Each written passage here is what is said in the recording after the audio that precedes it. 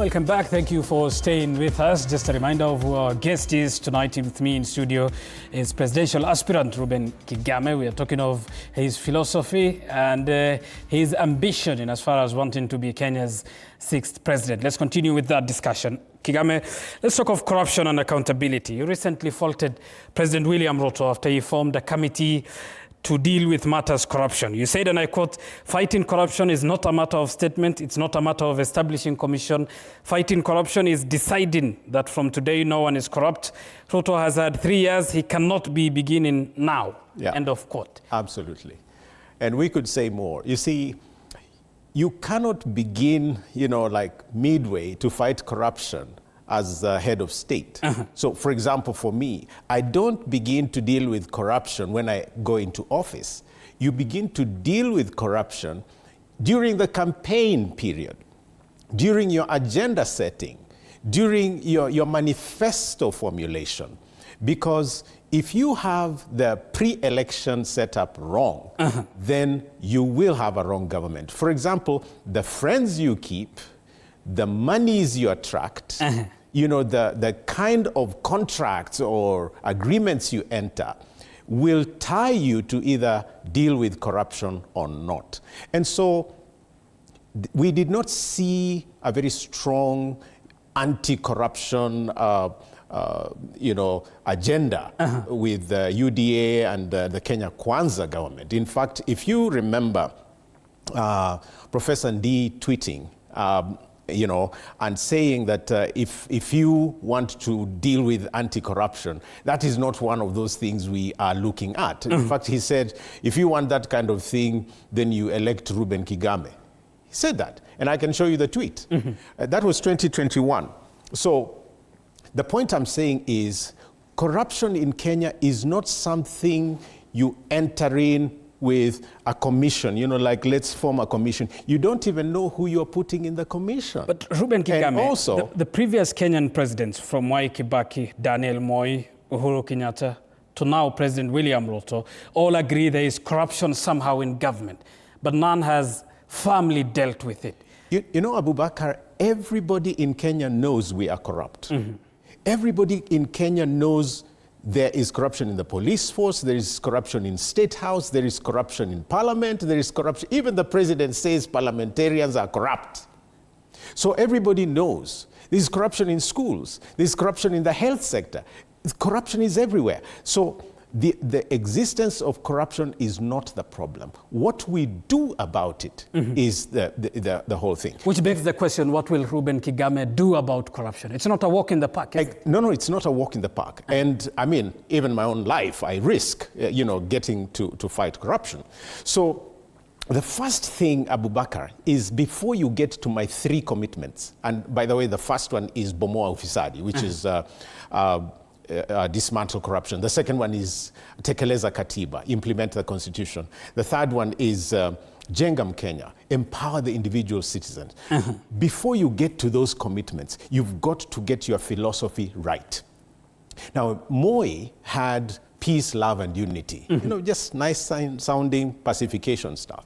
Peace, love, and unity. That's almost like reading from the Holy Scriptures, which is okay.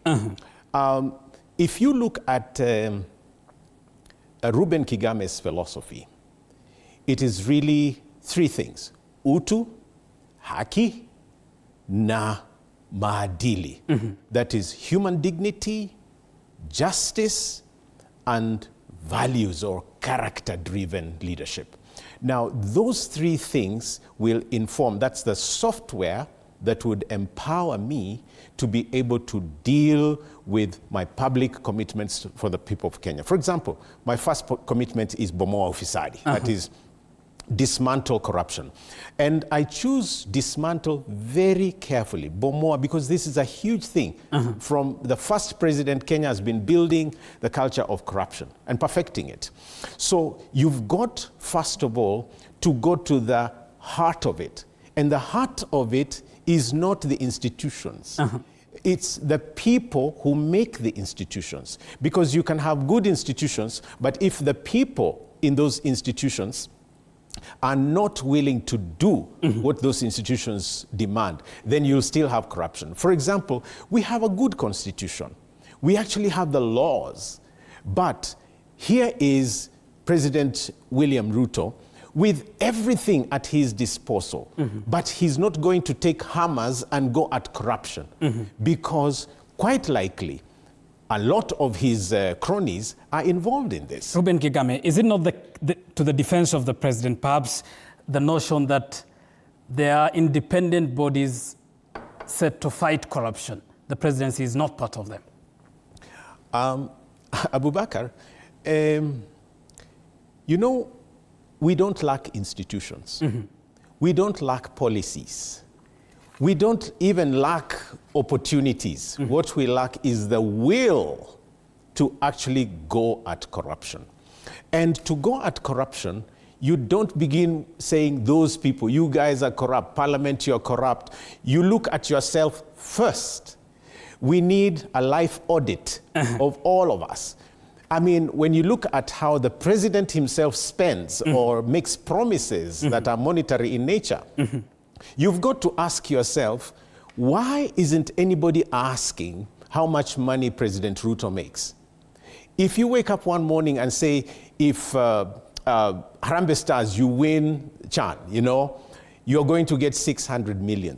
Whose money is that? Is it our taxes? Is it his personal money? And if it's our taxes, who gave him the mandate to distribute our taxes, you know, for a football game? And you know, who agreed that it would be 600 billion? So is it his personal money? You know, this tokenism and promises of figures that are unaccounted for is part of our problem. And so you see, wait. You talk of promises. So wait. You see, when Ruto has the audacity to promise, then someone like Sonko has the audacity to come and say, I'm also going to give 400 million. They just float these figures like you pick money from trees. And so, you know, the president will come and say, I'm going to build a church at State House, costing 1.2 billion. Where did he get that money? When our other systems are going down, you know, the drain. So the point is, President Ruto and the Kenya Kwanza administration lacks the will and the commitment to actually attack the problem. And what surety is Reuben Kigame giving a Kenyan watching this program tonight that if elected president in 2 years' time, you will decisively deal with corruption? First thing is, look at me. Whose shamba have I taken? Whose money have I misappropriated? Whom, you know, have I gone swindling, you know? So you look at me, and I'm challenging all those who want to go into government, whether national or county, to be willing to have a life audit, to have people check. If people have been stealing from you, don't elect them into office. They'll steal. So that's, you begin there. Secondly, you then go at the institutions. Now, we need airtight institutions that are able to fix accountability. You know, and so much so that reports like that of the Auditor General are not just things you admire and flounder in the media. So we need, every time there is a signal that money has disappeared, we don't just make it a headline. We go at who took that money, where did it go? If you say you borrowed for a project, we keep talking about these odious debts. You borrowed for, let's say, Kimwarer or Aror to build dams, and there are no dams built, but money was borrowed and it disappeared. You've got to check who signed for that money. We know these people. So the problem is that if you are friends with those in government or in these procurement offices, then naturally you are not going to, you know, attack those particular issues. Fair enough. So you've got to be willing to follow the money, and whether it's Eurobond or it's NYS scandal, you know, once money has disappeared, Kenyans are unwilling to follow it. I am so willing to go all the way to even check what we call Pandora leaks. Reuben Kigame, because of the interest of time, let's talk of the public tiff or spat between you and KRA. You said on the August 2nd that KRA wrote to you with a claim of 20 million shillings. Yeah. You faulted that as though it is a witch hunt. Maybe let's analyze it so that you tell me if it's not a witch hunt. So first of all, 31st July, I go to court, to seek permission to prosecute Kipchumba Murkomen, Mohamed Amin, Haji, and Kanja for being the big guys, in the chain of command in the killing of our young people. I mean, you see, in Kenya, it's only those who are in government and are in office that are, left to be above the law.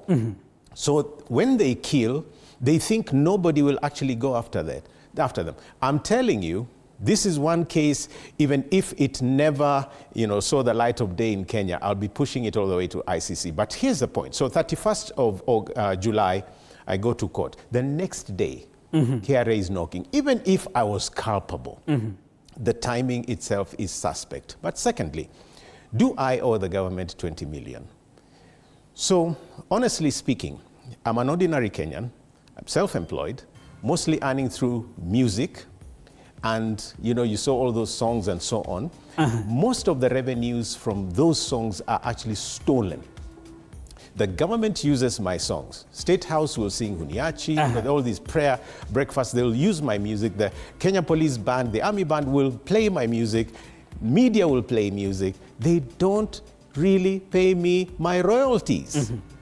So I make, maybe on a good month, like I wrote, maybe just above 100,000. And, I'm able to, because I'm not pursuing all these mad things people chase in life, I'm satisfied. I have a home, I have, And so where then do you think that KRA is coming up with these? So here's the thing, though. There are two sides to the story. One is, for me, as someone living with disability, I should then be able to seek a tax exemption and get it. I don't. I voluntarily don't seek that exemption.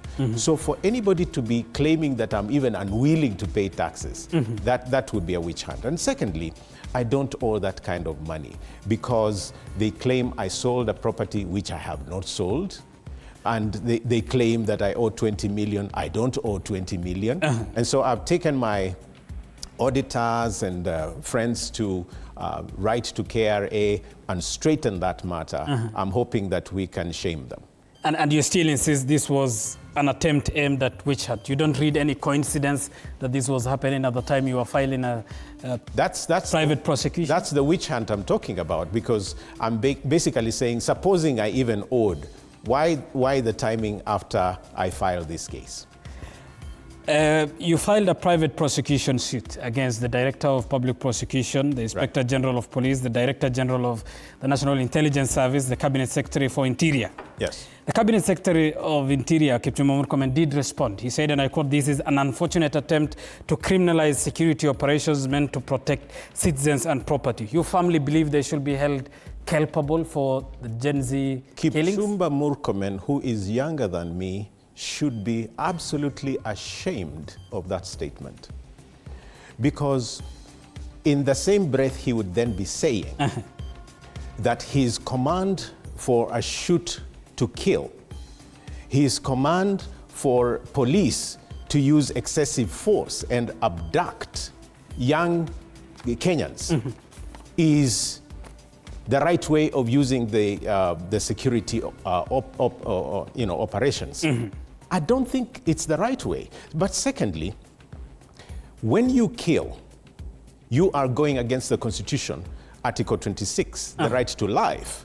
But also, there is nowhere where you are mandated to, kill somebody else's child and then call it a security operation. So that chain of command is what I'm challenging. Right. So when you look at someone like Albert Ojwang, just, media freedom, I mean, Article 33, 34, 35, even 32 gives him the right to be able to share an opinion. So why would you drag him from South Nyanza, kill him, and then lie he killed himself? So I'm saying all these guys will have to answer for all the more than 100 deaths that occurred because the chain of command is from them.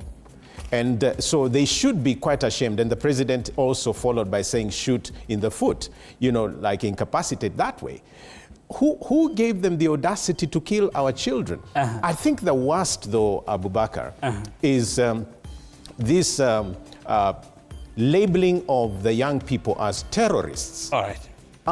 And criminals, just because they asked for justice, just because they faulted a finance bill. Do you know, Abubakar, Kenya is operating without a finance policy? You know, if we were to say we are working on anyone, it would be the 2022. All right. So the young people are basically just asking for accountability, fiscal and otherwise. And you call them criminals, you call them terrorists, you take 19-year-olds to committee. And that suit is before a court of law, is it? It is. We can discuss the nitty-gritties of it. No. Given the nature of the case. And the it's absolutely absurd for young people asking for justice and accountability to be called terrorists. Actually, the government is the terror, is a terrorist. Right. Yes. Reuben Kigame. These guys, they're the ones in government. Murkomen, Ruto, Haji, Amin, and Kanja are the terrorists because they're inflicting terror on our children. They're abducting people and taking them to unknown locations, torturing them. That is not how we want the country to run. It can run better. Fair enough. I think you have made your point quite clearly following that. You can be sure I'm incensed because I'm a parent and I'm a teacher and I have young people. Nobody, these guys, their children are having a good day. You can't do that to our children. Reuben Kigame is a gospel singer, an activist, and now a presidential aspirant. We are discussing his presidential ambitions come 2027. Thank you very much for making time for us tonight on TV47. No, thank you. Let's get to more news now. And